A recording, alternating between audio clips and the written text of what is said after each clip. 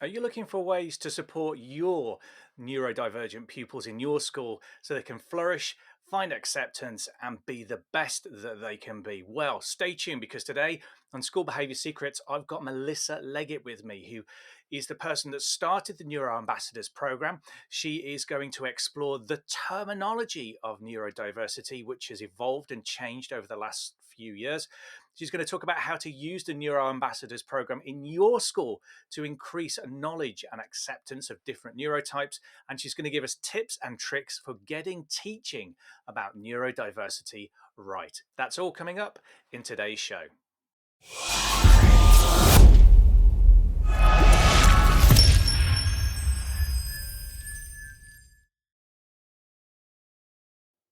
Hi there, Simon Currigan here from Beacon School Support, and welcome to this week's episode of School Behaviour Secrets. We're going to explore the topic this week of how best to support children of different neurotypes, not just get acceptance in school and feel included, but really do their best and flourish and achieve their potential. And we're going to be looking at doing that through a program called the Neuro Ambassadors program, which was developed by Melissa Leggett. She's coming on the show today to tell us how to use it in our school, tips and tricks and strategies for getting that right. So stay tuned for that.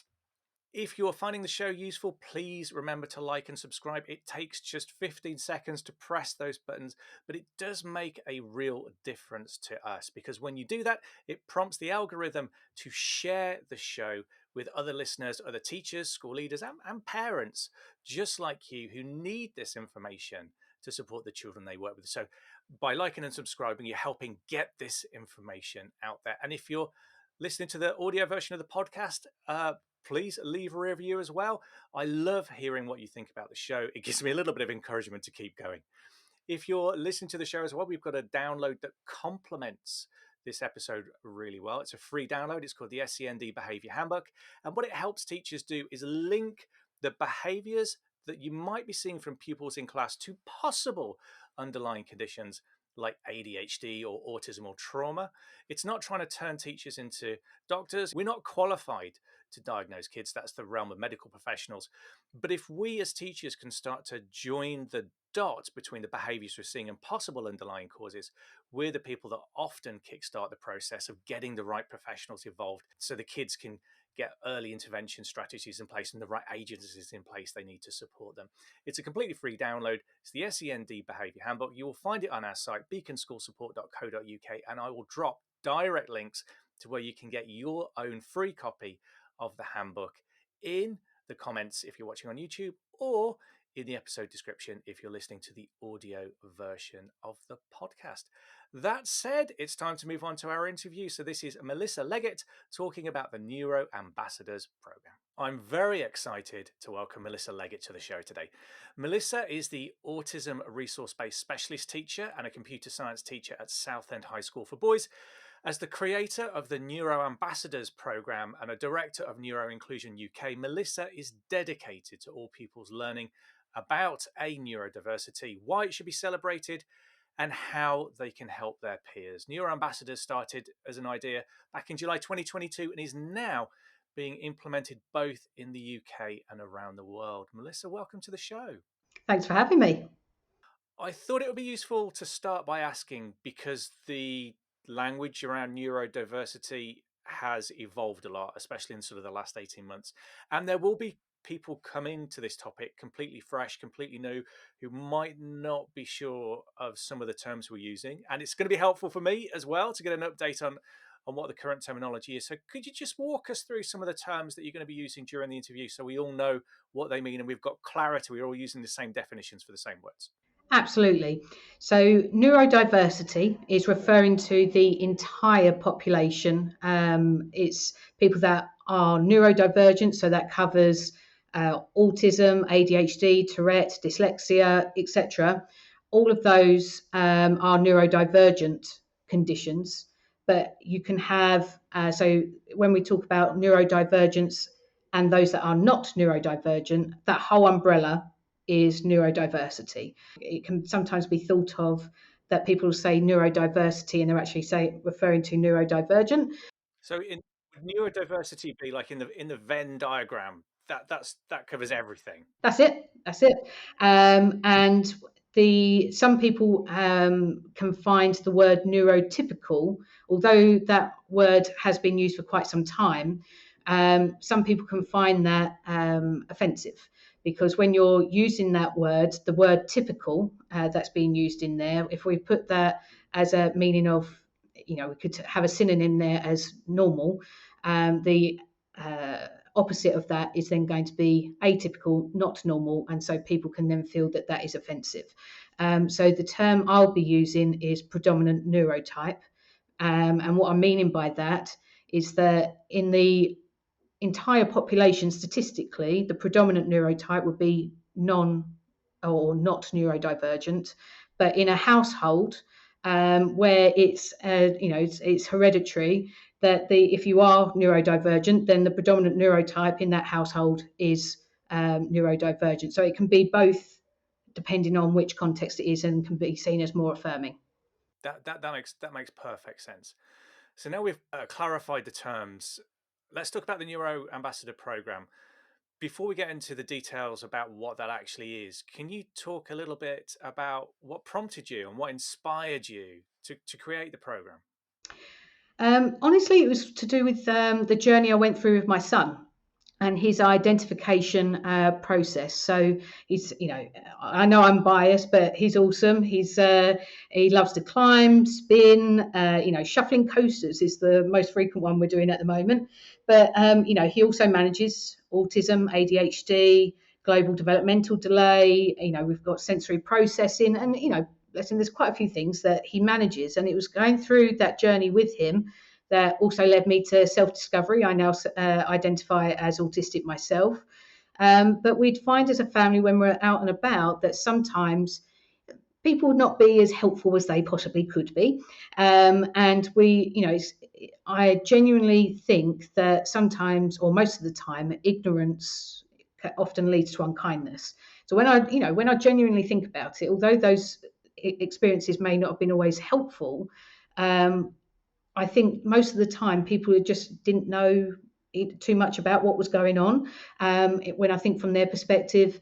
And often I've found that once people do know a little bit more, okay, what can I do to support in that kind of case? So I wanted Ollie to be whatever he wanted to be when he was older. And so I started researching, and I found some statistics that I refused to accept, both about the autism employment gap, but also the neurodivergent employment gap. And Mother Bear came out, and it was just like, no, what have I got to do to make this right for my son? And I started thinking about, how do I achieve it? So I started working backwards. Before we go into that, can I ask you one more question about that? You talk about the autism employment gap. What does that mean? Just so our listeners have got a clear idea about what the outcomes for our autistic pupils are when they leave school, or our neurodivergent pupils are when they leave school.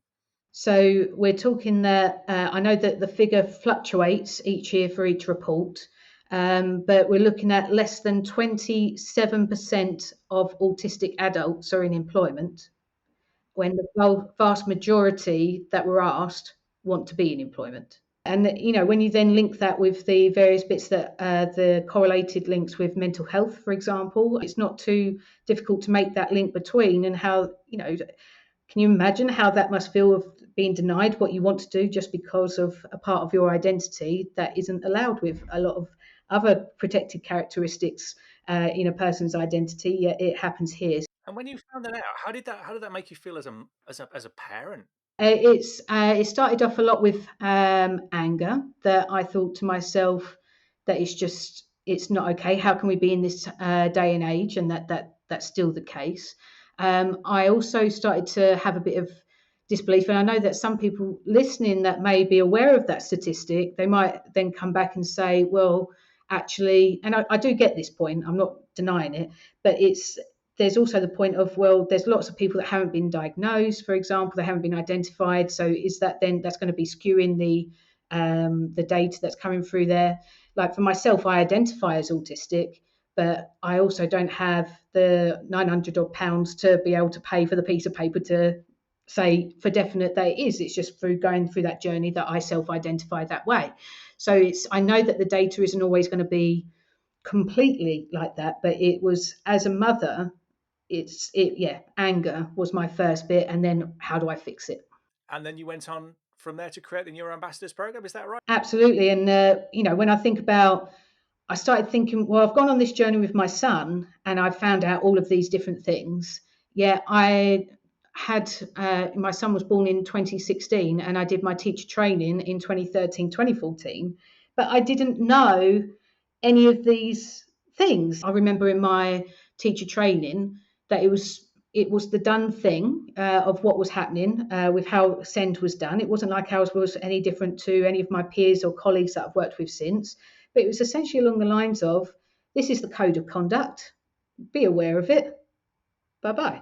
I'm then going into a school setting and I think I know what I need to know, but really I didn't know what I didn't know. And it was only then going through this process that I then realized how ignorant I was to a lot of the different needs that pupils have. So the inspiration came from that, and I was thinking I needed this program to be able to both support staff as well as pupils in their learning, and felt that I was very lucky with the school that I'm in, that their whole ethos is around what's in the best interest of the pupil. What do we need to do to make sure that pupils get what they need to get? To be well-rounded individuals. Yes, the academics it plays its important part, but what's going to help them be a well-rounded individual? So the program was then very welcome. And I think the timing is great, actually, because when you look at the education system in general, I think we've lost sight of what education is for. It's not just for how many GCSE grades we churn out or SATs grades or whatever it is. As a teaching profession, we need to do a lot of thinking about what education is about and what its purpose is. And I like that you talk about empathy and teachers not knowing what they know, because I come across many parents and they're very frustrated with the school and the teacher that they might have. But I believe in empathy for everyone. And most of the adults in the classroom are there because they want to help kids and they enjoy working with kids, but they don't know what they don't know. And that's not necessarily their fault. They've been let down by training and induction, and we need to look at those things. Okay, so we've got some way we're set up the Neuro Ambassadors program is to give the pupils and the teachers the knowledge they need to help all students flourish and succeed and feel accepted. So we've done enough teasing. How is the program structured, and how do you actually deliver it in school? Let me imagine what this looks like. If I was a school leader listening to this, what does it look like actually in school? Okay, so we first off want to make sure that we haven't got one neurotype ever being seen to be pitying the other. We want it to be that both neurotypes, so every pupil is both learning as well as teaching someone else. So what I wanted to do, along with that teaching, was also deal with that employment gap. So I took a three-pronged approach. I have, or you will have, learning tasks, which will be teaching pupils around neurodiversity, so about all neurotypes, why it should be celebrated, how they can support their peers in the classroom, but then later on in the workplace. There's mentoring tasks, so to teach pupils leadership skills by teaching another human being a skill. It was important to me that this didn't become a barrier, because I know that, one pupil may love the thought of telling, saying, do this, or, and go through that teaching process. But others, that could be their worst nightmare. So it's making sure that everyone felt that they were enabled to be able to mentor. So you've got learning, we've got the mentoring, and we've then got the work-related tasks. That was the third prong. And so with that, when we think about, I'm thinking for myself, as autistic, I would say that something that I can find really difficult is the change to routine. And, when we think about children in their school educational journey, they have 14 years of doing the same structure, that they have lessons, they'll have break time at a certain time, and that they, all these different things. And then it gets to the point where they're 18 And okay, so by the way, now you've got a change of place because of where you're going to. You've got different people, and they might be different from one day to the next as well. And that you've got different tasks that could vary because everyone loves change. And the support isn't there. So it was trying to, it's, in a utopian society, yeah, of course, we'd be able to have this work experience that would be from a very early age and that they build it up, and it's all obviously age appropriate tasks and so on. But I mean, like, they would have it so it becomes this gradual part of their routine. But that isn't going to be something that's achievable in our situation at the moment. And it wouldn't be appropriate in necessarily in various places. It needed to be that children can make mistakes. Children can be able to try different things out, try different vocations. What if they don't know? I didn't know what I wanted to be, when I was younger, and I've always just kind of, okay, I'll give that a go, see how I get on with that, and I've worked my way through. But I know some people that have known exactly what they wanted to be from day dot. But it's being able to allow the children to be able to do that. So for our school, we ended up having it as trips to go to employers, and we did some of their tasks. We had Mel and Jill from Department of Work and Pensions come in, and they provided talks around anxiety and preparing for interviews. We had Rachel from Dig Data and her partners, and we're doing on how to handle money.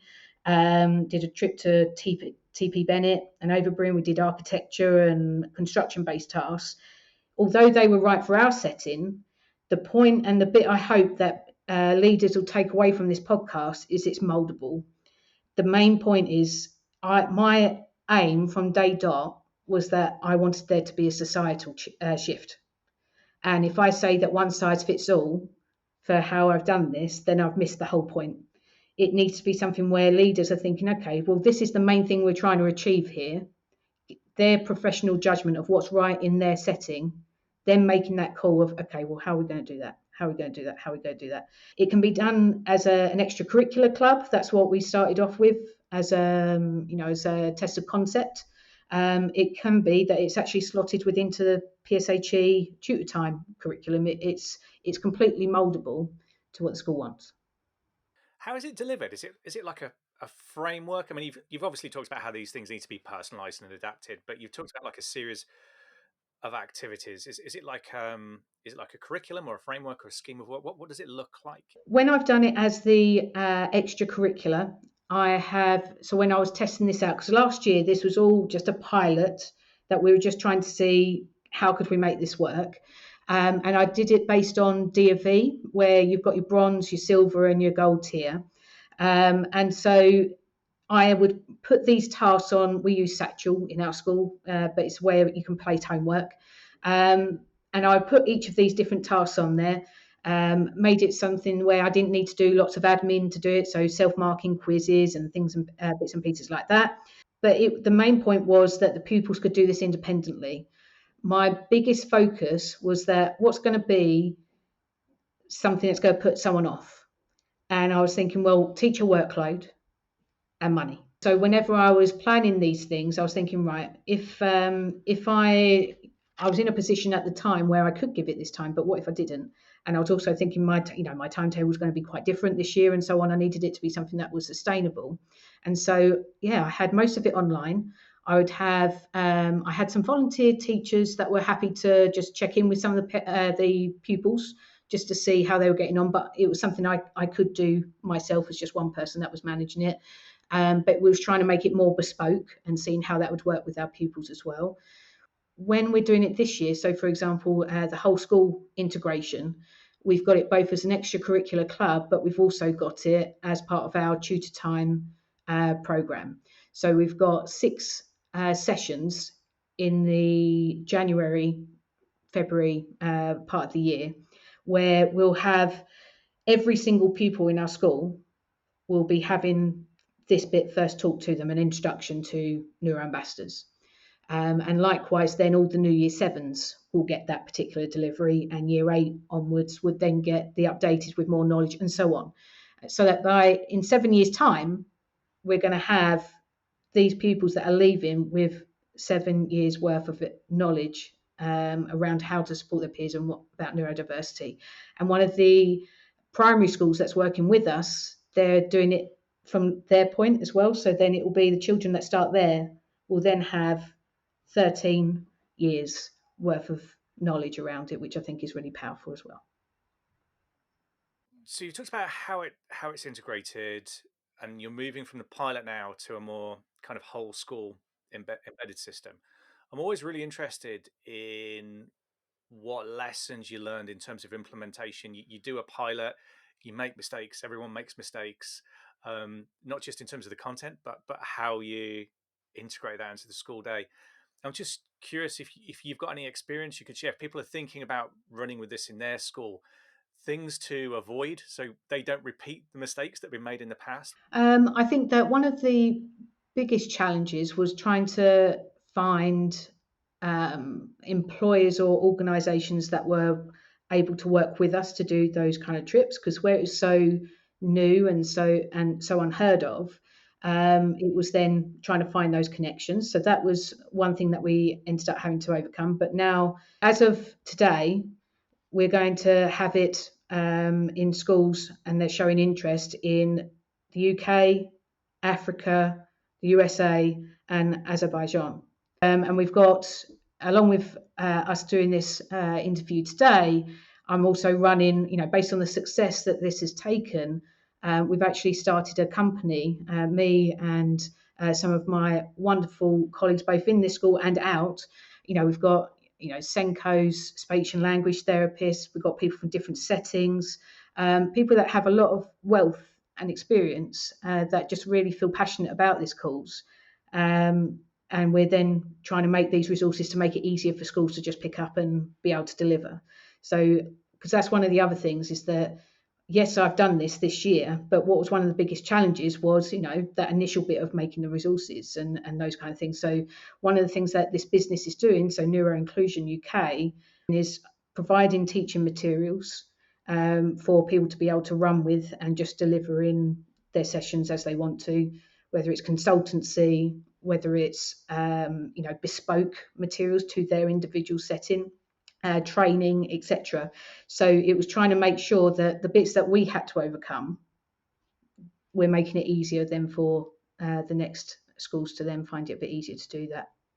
What would you say to a teacher who was worried about saying the wrong kind of thing, using the wrong kind of terminology, or making mistakes with this? Because sometimes issues like this can be on social media, they can flare up and things like that, and they're a little bit nervous and they want to help, but they're nervous about getting it wrong. What would you say to someone like that? Someone said to me once, I think what matters most is, do you have hatred in your heart when you're saying it? And if the answer to that is no, then I think we can safely say that the person is doing their best and is trying to make society a better place. We're all human. We all make mistakes. And I think as long as you're being aware of, I am trying to say or use the correct terminology, and accept that, what, I might make a mistake from time to time. If I do, challenge me on it. I'll read up on it, and that we can then take that as a learning opportunity to move on with it afterwards.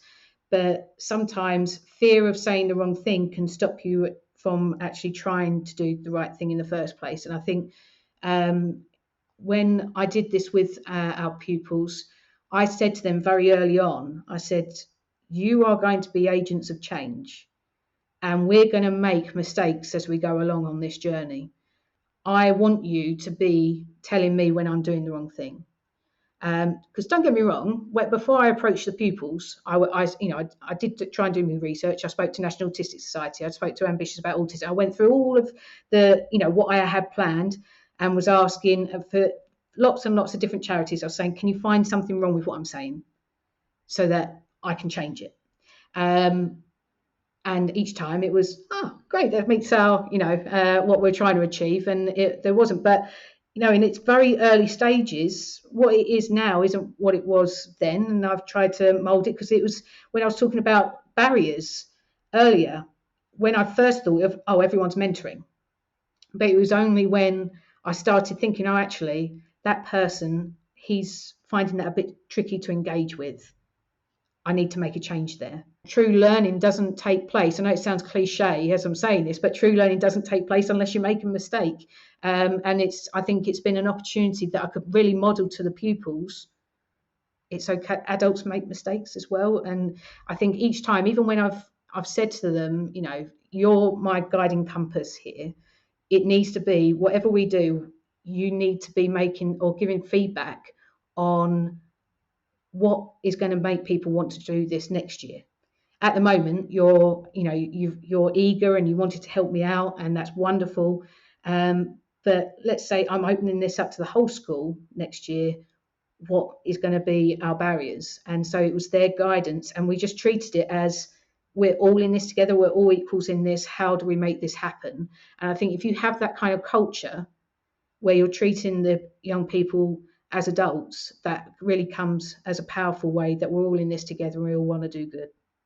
I like to think big picture now about the impact you've seen the program have. And I'm not just thinking about individual pupils, but I want to think about the range of neurotypes, children, adults.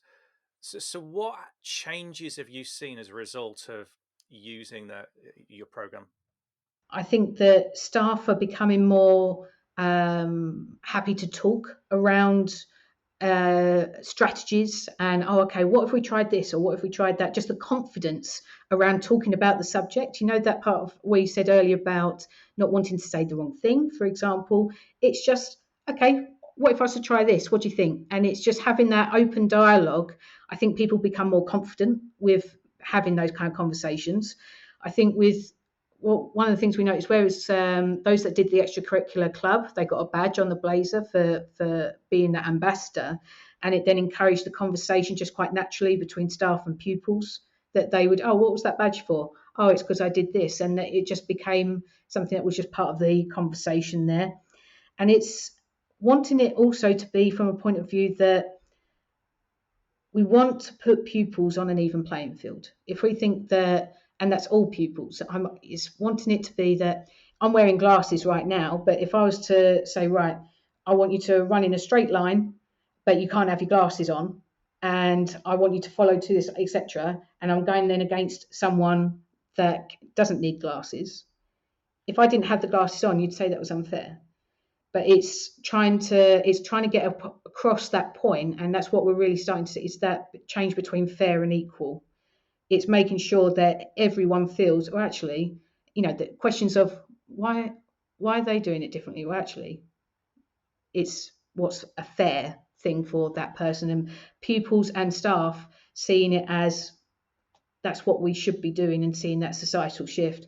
And when I think with impact wise, with when we went to Overbury and TP Bennett, Overbury since have ended up making the neurodivergent like quiet spaces in their sites based on what they learned when we were giving them the some of the training, of what would benefit some of our pupils. It's been really quite wow for me to see that big change. And I've been told I should describe myself as tenacious. That's a better word for me to use. I say dog with a bone, but I genuinely feel that this is something that it should just be taught. It should just be something that's part of the curriculum. And when I think back to, there was a pupil that was speaking to an Ofsted inspector that came in recently, and because they wanted to find out a bit more about the program. They were very interested in the program, and it made its way into their report. But one of the pupils was asked, have you ever come across any discriminatory language around the school? And the person's response, he took a deep breath, and he said, yes, but I don't think it was coming from a place of malice. I think it was coming from ignorance, and I felt that I had the tools and the knowledge to be able to challenge it. And that person hasn't said anything like that again since. And when you think, it would be naive to think that children don't make mistakes in school. It happens. That's part of why they are taught, and how they are taught is to make sure that when they leave school, they know what's right and what's wrong when they're in in society. But if they then already are feeling like they can challenge that, they can already make a change before they've even finished school, then isn't that the kind of thing that we're after? Absolutely. I think you're 100% right there. And understanding that people make mistakes, it's not all about malice. It's about not understanding or not being exposed to that information to be able to understand what they're seeing in the language they're using. I would love to hear, before we finish, about an individual success story that you've had using the Neuro Ambassadors program. I would say that I've one pupil. He joined our school a little bit later, and he had never been on a school trip before. He joined us and was a little bit nervous, but he ended up coming on that trip with us, which we had both neurodivergent and non-neurodivergent pupils that attended. We did a visual story, so he knew what to expect. We gave him a full rundown of the pictures of the spaces, because that's where we were doing that training with Overbury and TP Bennett on that. And he got on that trip. He went to that trip. He did all of the various activities on that trip, and then was on the way back. Was then saying, "Can we do a trip to Disneyland Paris?" I thought, wow, that was. I thought that was quite a big jump, you know. But in terms of the when I say that this pupil hadn't been on a trip before, it wasn't because of means. I thought it was they didn't feel comfortable to be able to go on that trip because of their needs being met, and that they would feel, if they needed to have a moment to regulate, they felt comfortable enough to do that, and that they knew they were surrounded by people that understood and were accepting of what that person needed. That trust is massive, isn't it? Because it helps kids really push themselves and extend themselves. Otherwise, like you say, they kind of retreat away.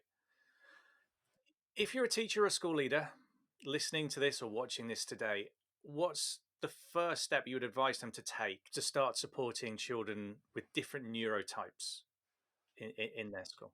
I think that first of all, looking at our SecEd article, which gives a bit more detail of what this bit's about, and finding us on social media, whether it's Facebook, Instagram, LinkedIn. And when our first set of resources go live, hopefully towards the end of this month or early next month, you can follow those. But I think it's just being accepting that you don't necessarily know everything. No one does. And okay, how can I actually go about finding out a little bit more? How can we make sure that pupils do know a little bit more? So if they aren't necessarily aware of difference, they have the tools to support the people that they're with afterwards. So I think it's being aware, yes, following us with the business side of things that we can then support with the delivery in your schools. But I also think with looking at your school practice as well, of do you really need a bell going off to tell people at the end of the lesson? It's looking at little things like we've gone to we don't use bells anymore. We just use a watch, and that's when we say that people can go. But actually, the impact of that one little thing is that we haven't got someone that's then not able to concentrate in their lesson because they're counting down how long it's going to be until that terrible sound then starts. I'll put links to everything you've mentioned in the show notes if you're listening to the podcast, or in the comments if you're watching this on YouTube. But yeah, for people that are listening, maybe they're on the treadmill, maybe they just want to lock the website away. Where can they find out more about the program? Where do they go? They go to neuroinclusion.uk. And one last question, and we ask this of all our guests: who is the key figure, or what's the key book that you've read that's influenced your personal approach to working with kids? My son, as my main driver since he was born, but otherwise, I would say my parents. They've always been very accepting, very understanding, and even when maybe I didn't always feel quite like I fit the mold when I was growing up, etc., they always made me realise that I was awesome just the way I was, and that it didn't need to change. Melissa, thank you for joining us today. Thank you. And that was Melissa Leggett from the Neuro Ambassadors program. I want to circle back to something Melissa said there that's really worth bearing in mind, not just about the Neuro Ambassadors program, but she talked about how sometimes as the adult we can hold back from giving children the support they need and that they crave because we as the adult are worried about saying the wrong thing or making a mistake. But she said, if our intentions are good, then generally the children will be accepting and we learn as we go. That's the human condition. Making mistakes from a good place is very different from saying unkind things from a place of malice. And I think that's really worth walking away with and think about how that should inform our practice and the decisions we make about the support that we offer. I hope you found that useful this week. I'll put all the URLs that Melissa mentioned. I'll put them in the comments if you're watching this on YouTube, or I'll put them in the episode description if you're listening to the audio version of the podcast. I hope you have a brilliant week, and I look forward to seeing you next time on School Behaviour Secrets.